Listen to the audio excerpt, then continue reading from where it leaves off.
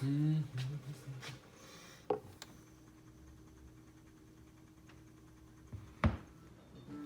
VC, welcome to the personal Oasis. This is the Blind Island, and as promised, here I am announcing my very first contest in the vinyl community.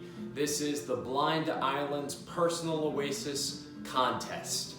Now, this is going on in conjunction with my top 100 to 100. I'm hoping to have 100 subscribers by the time that I announce the winner for this. I only am one away, so we're very close, and I'm very excited to be announcing this contest. Being as it's my first time, I have watched a lot of other contests on the VC. You guys always do such a great job of setting up rules, so I tried to make this one as different as possible. But I'm first going to announce what the prizes are going to be, what the rules are, and then give a demonstration as I describe the rules as to how to correctly enter into this contest. So, first prize will be a $50 gift to anybody who enters into this contest. I will give the person who is chosen $50 plus a pound of my wife's amazing roasted coffee. Since our goal eventually is to open up a vinyl cafe, we want to be gifting you with the gift of music and of coffee. So $50 in a PayPal account, type of transaction, and a pound of coffee. Just let me know what type of roasting that you like. Second prize is a $25 gift on PayPal and a half pound of coffee. And the third prize will be a blind selection from what is on our marketplace on Discogs. I will gift you an album from any one of those and kind of get an idea of what you like, and I will send it to you free of charge, as well as a half pound of coffee. So those are the three prizes. I will include that in the description below so that it's made perfectly clear what we are giving away. Now let's get on to the rules of the contest. So, the first rule is you must be a subscriber to be entered into the contest. Second is you must upload a video. It has to be a video upload, and then I will choose from those videos. I will watch every single one that is entered. Now, to get on to the actual meat of the video, what I want you to do is pick out 10 albums from your collection that are very near and dear to you. They don't necessarily have to be the best or ones that are hitting your table all the time, but they have to at least be something that you can talk about at length on. So I have a stack here of 10 albums that I could speak on prolifically for each one. Now, what I want you to do is take these 10 albums and shuffle them around. Don't look at them, keep it blind.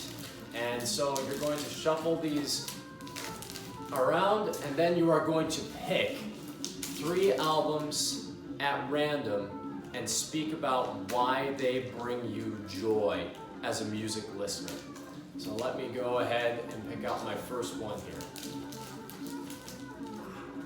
So I have first Bobbie Gentry, Ode to Billy Joe. Bobbie Gentry is one of those artists that is finally getting the recognition that I think has always been deserved to her. She was one of those gals who was a forerunner for women in country, rock, and pop, and the Ode to Billy Joe was a huge, huge hit. It was the first record to knock the Beatles' Sgt. Pepper's Lonely Hearts Club Band off the #1 spot in the States, and she has a wonderful command of her voice in this album. It was a little bit thrown together because she cut this single not expecting much. It went to radio stations, and the single version took off, and they kind of rushed her into the studio to create a piecemeal record. So a lot of the songs that are on here sound very similar to Ode to Billy Joe, kind of that same chord structure throughout each one. But I really love it. I love the sound of her voice, and she is just one of those people that I could listen to time and time again, and she has this rasp to her. Many people always go to Dusty Springfield when thinking of, Nashville sound, but Bobby Gentry is another one of those gals that I think is right up there with Dusty Springfield as far as just being as good, and also a phenomenal songwriter in her own right, not just an interpreter. She played her instruments, she wrote her songs, and she also interpreted. And from my understanding, she was an amazing painter. She disappeared off the scene in the mid-70s and hasn't been heard from since, and she's a mysterious wonder. And each time I listen to this record, I think of just how wonderful it is that she came onto the scene, even if for a brief period of time. So great record, and I love having this one near and dear to my heart. So that was record number 1. Now I'm going to take this again, keep it blind, and pick out record number 2. All right. The Ornette Coleman Trio at the Golden Circle, Stockholm, Volume 1. Ornette Coleman is one of those people in the jazz community. Either you're a huge fan of him or you think that he's the worst thing that ever happened to jazz because he was one of the vanguards of the free jazz movement. However, to a modern listener's ear, listening to his version of free jazz is actually far more melodic than some of the atonal material that would come out in the mid-70s. He had this wonderful tone to his plastic saxophone that was very difficult to replicate. He also was a talented violinist, and he plays violin on one of the tracks on here. Some people are not a big fan of his violin playing, but I personally think that the rudimentary and childish nature of his violin skills really adds to the exploratory nature of the music that's found within. And as far as a live recording is concerned, this is a really stellar set list and mastering. It doesn't sound muddy or sludgy, it pops still to this day, and while it's definitely on the fringes, it's still one of those free jazz albums that doesn't push the listener too far where you can't enjoy it any further.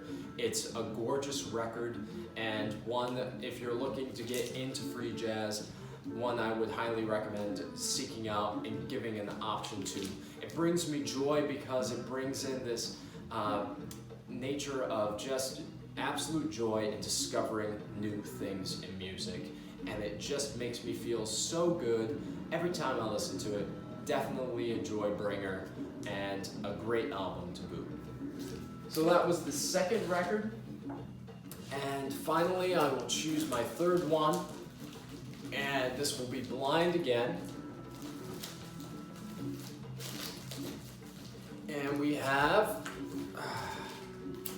Nucleus, Direct Hits. This album brings me joy because it is just such a stunner of jazz rock. It's the greatest hits of Nucleus, and it has this psychedelic bend to all of the tracks that are on here. And every time I listen to it, it just makes me want to groove and funk. It locks in, it's so well done, and Ian Carr's trumpet on here is just golden. It washes over the rest of the instrumentation without being too overpowered or overzealous. It really is one of those beautiful fusion albums that I can get into every single time and find a lot of just happiness in how much the music moves me as a person and makes me want to get up and dance. Nucleus Direct Hits is a compilation album that was released in the UK in 1976 and continues to bring myself and my wife a lot of joy every time that we listen to it. So guys, that was how you do that segment. You pick out 10 albums that you could talk about at some relative length and then choose 3 blindly, as I demonstrated, and speak about why they bring you joy as a music listener and maybe a little bit more about the history of the album as well. Now, the last rule that I have is it's not the last rule, but share what type of drink that you like to pair with your listening. As you guys have seen, I usually choose coffee, and I sometimes throw in a beer, usually Miller High Life if it's later at night, and on occasion whiskey. But coffee is always my main go-to as far as just sipping and spinning. It's a great time, and it really brings me a lot of peace and centers me while I listen to music. And finally, I want you to shout someone out on your channel that you have never shouted out before. And to me, I'm going to be sharing Shamrock and Records. Brian, great guy, love his channel, love his stuff, think that he's a super nice person too, comments on my material all the time, and he's just really real. I really like that about his channel. I like that he shares a lot of personal information and why the music moves him personally. It's something that I want to emulate in my own material, so I'm shouting out Shamrock and Records today. Brian, great work, keep up the good stuff. So that's the final rule. Make sure to shout someone out that you haven't mentioned on your channel before. So guys, that's the contest. I'm really looking forward to your submissions, and the end date for this contest will be April 17th, and I will be announcing the winner on April 18th. So guys, let me know what you think of the contest below. I look forward to the submissions, and I hope you have a great day on your own personal Oasis.